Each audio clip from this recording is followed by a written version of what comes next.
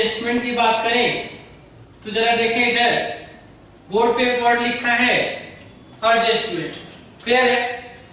तो दुनिया का जो भी एडजस्टमेंट होता है उसको ड्यूअल इफेक्ट होती है। क्या होता है भाई? ड्यूअल इफेक्ट होती है। तो कोई भी एडजस्टमेंट होता है तो उसका जो इफेक्ट होता है वो ड्यूअल होता है। ड्यूअल इफेक्ट का क्या मतलब कि एक अगर डेबिट होगा तो दूसरा क्या हो जाएगा? क्रेडिट हो जाएगा, है ना? एडजस्टमेंट का मेन फंडा है कि अगर एक डेबिट होगा तो एक क्रेडिट होगा और एक क्रेडिट होगा तो एक डेबिट होगा। अगर ऐसा है तो आपका एडजस्टमेंट सही है, अदरवाइज नहीं है। कभी कभी क्या होता है कि जब हम मैथ पढ़ते हैं तो एक प्रूव्ड करने का दिया रहता है कि आप ऐसे करोगे तो प्रूव्ड हो जाएगा कि आपका जो आपने क्वेश्चंस लगाए हैं वो गलत है या सही है। ठीक इसी तरह से हम अकाउंट्स में भी देख लेते हैं कि जब भी कोई एडजस्टमेंट होता है तो उसको ड्यूअल इफेक्ट होते हैं, एक डेबिट होता है तो एक क्रेडिट होता है। अगर ऐसा है कि एक डेबिट है और एक क्रेडिट है तो आपका एडजस्टमेंट सही है, अदरवाइज आपने जो किया है वो गलत किया है। क्लियर? तो जरा देखें कि हाँ और शॉर्टकट बता रहे हैं हम आपको। जब भी डेबिट में कुछ प्लस करते हैं तो डेबिट होता और माइनस करते हैं तो क्या होता है? क्रेडिट होता है। अभी प्रूव करके दिखाएंगे हम आपको। चलिए फिर एक और बता दें कि अगर हम क्रेडिट में कुछ प्लस करेंगे तो क्रेडिट होगा और माइनस करेंगे तो डेबिट होगा। ठीक है? अब हम जरा देखें आगे। ये हम बेसिक में कई बार बता चुके हैं। अब हम बात करें किसी भी एडजस्टमेंट की। कोई भी एडजस्टमेंट ले लीजिए। चलिए as like outstanding expenses. हम आउटस्टैंडिंग एक्सपेंसेस की बात करें तो क्या होता है आउटस्टैंडिंग एक्सपेंसेस? सबसे पहले हमें आउटस्टैंडिंग एक्सपेंसेस के बारे में कुछ बता दें।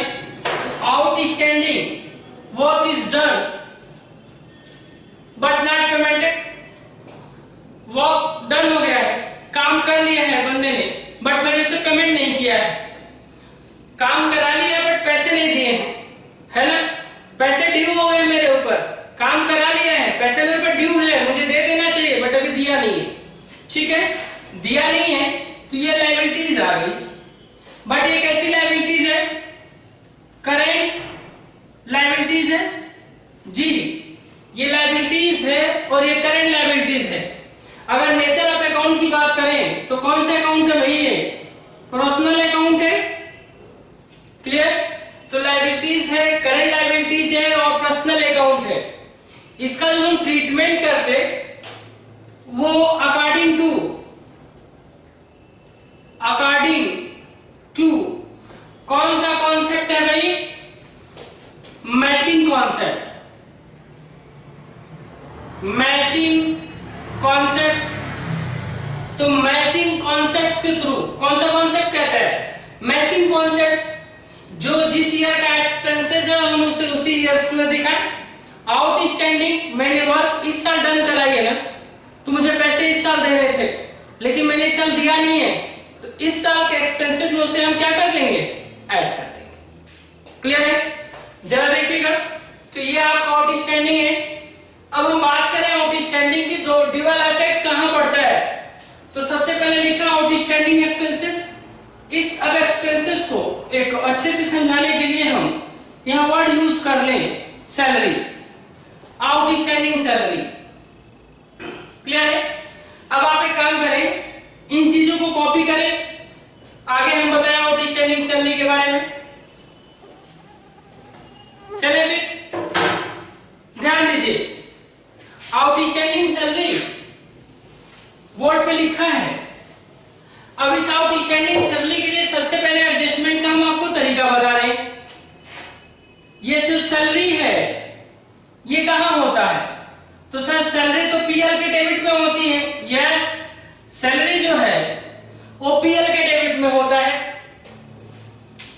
और एक्चुअल में ये है क्या? सुनिएगा, इस साल जो मैंने वर्क काम कराई है वो 10,000, यानी एक्चुअल सैलरी किसी बंदे की है वो 10,000 है, बट मैंने पे केवल 8,000 किया हुआ है। कितना किया है? 8,000।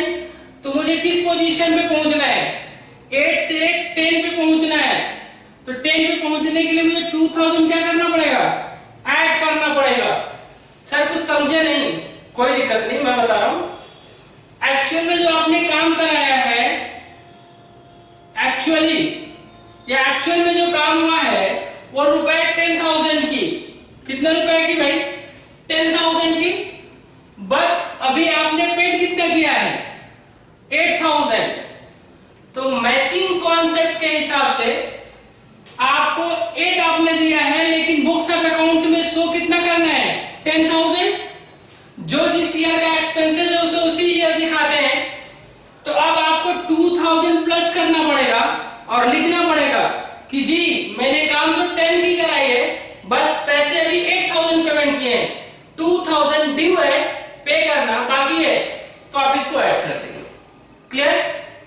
तो यहां सैलरी में हम ऐड कर देंगे आउटस्टैंडिंग सैलरी। मैंने पहले भी बता दिया कि ये जो आउटस्टैंडिंग सैलरी है वो बैलेंस शीट में जाएगा। आप कहेंगे आपको पता है, अभी मैंने लिखा था कि आउटस्टैंडिंग सैलरी लायबिलिटीज होता है। तो एक तो मैंने सैलरी में ऐड कर दिया, दूसरा इसको हम लायबिलिटी साइड में दिखाएंगे। ये करंट लायबिलिटीज होता है। क्यों? क्योंकि ये रिस्पॉन्सिबल टू पे है, काम करा लिया बट पैसा नहीं दिया है, देना बाकी है, तो ये मेरे लिए एक लायबिलिटी जनरेट कर दिया। तो ये बैलेंस शीट में आ जाएगा और यहां लिखा जाएगा आउटस्टैंडिंग सैलरी। क्लियर है? बैलेंस शीट के लायबिलिटी साइड में। तो आपको मैंने बताया डेबिट में कुछ ऐड होगा, डेबिट में कुछ ऐड होगा तो क्या हो जाएगा, डेबिट। तो डेबिट में ऐड हो गया तो डेबिट हो गया। क्लियर है? दूसरा बैलेंस शीट के लायबिलिटीज में लिखा है तो क्रेडिट हो गया। तो देखिए इफेक्ट क्या हो गया, एक डेबिट और एक क्रेडिट। तो दुनिया का कोई भी एडजस्टमेंट होगा तो एक डेबिट इफेक्ट होगा और दूसरा क्रेडिट इफेक्ट होगा। क्लियर है? चलिए इसकी जनरल एंट्री करें। इसकी जनरल एंट्री क्या होगी, सैलरी आउटस्टैंडिंग ऐड हो रहा है इसमें, तो एंट्री हो जाएगी। डेबिट में कुछ ऐड होता है तो क्या होता है, डेबिट में कुछ ऐड होता है तो डेबिट होता है। यानी यहां जो है सैलरी वो डेबिट ही रहेगा और आउटस्टैंडिंग सैलरी क्रेडिट हो जाएगा। और होता भी यही है कि आउटस्टैंडिंग ऐसा होता है कि लायबिलिटीज ऑलवेज क्या shows a credit balance, liability के बैलेंस क्रेडिट होता है। देखिए भाई आउटस्टैंडिंग क्रेडिट में आ गया। क्लियर है? जरा देखें, अगर हम आउटस्टैंडिंग सैलरी को ना दिखाएं, यहां तक एडजस्टमेंट में किसी को प्रॉब्लम नहीं ना? चले आगे। अगर हम आउटस्टैंडिंग सैलरी को ना दिखाएं तो क्या प्रॉब्लम आने वाली है ना? If not treated outstanding salary, अगर आउटस्टैंडिंग सैलरी का कोई ट्रीटमेंट नहीं हुआ है, नहीं रिकॉर्ड हुआ है, ओमिटेड टू बी रिकॉर्ड है, क्या क्या बोल सकते भाई, अनरिकॉर्डेड या ओमिटेड टू बी रिकॉर्ड या नॉट रिकॉर्डेड, तो क्या होगा, ध्यान से सुनिए। If not treated outstanding salary का कोई ट्रीटमेंट नहीं हुआ है तो दो इफेक्ट पड़ेगा। पीएल के डेबिट साइड पे आप कुछ कम दिखा रहे हैं, ठीक है, होना था 10,000 बट आप शो कितना कर रहे हैं, होना था 10,000। अगर आप ये नहीं दिखाए तो किस अमाउंट को शो कर रहे हैं आप, 8। तो पीएल का डेबिट जितना कम होगा नेट प्रॉफिट क्या होगी उतनी बढ़ जाएगी, तो नेट प्रॉफिट ज्यादा शो हो जाएगा। क्लियर? अगर आउटस्टैंडिंग एक्सपेंसेस को नहीं दिखाते हैं तो नेट प्रॉफिट ज्यादा शो करेगा कि भाई अगर आउटस्टैंडिंग एक्सपेंसेस को नहीं दिखाते हैं तो नेट प्रॉफिट कम शो करेगा या ज्यादा ना? यस, अधिक शो करेगा। दूसरी बैलेंस शीट में लायबिलिटी साइड में शो होने वाला था, तो आपकी एक करंट लायबिलिटीज इंक्रीज होगी या डिक्रीज हो जाएगी, डिक्रीज हो जाएगी। तो आपने क्या सीखा कि पीएल के डेबिट में नेट प्रॉफिट ज्यादा शो होगा, यानी एक्सपेंसेस अगर कम दिखाएंगे तो प्रॉफिट ज्यादा होगी, बट ऑब्वियस तो नेट प्रॉफिट ज्यादा शो होगा और एक करंट लायबिलिटी छूट जाएगी, यानी लायबिलिटीज कम शो होने लगेगा। क्लियर है? आप नेट प्रॉफिट को कैपिटल में ऐड कर देते। क्लियर? तो ये जो इफेक्ट है वो आपको समझ में आ गई। अभी हम एक ही चीज को लेके आगे बढ़ रहे हैं जिसका नाम है आउटस्टैंडिंग सैलरी।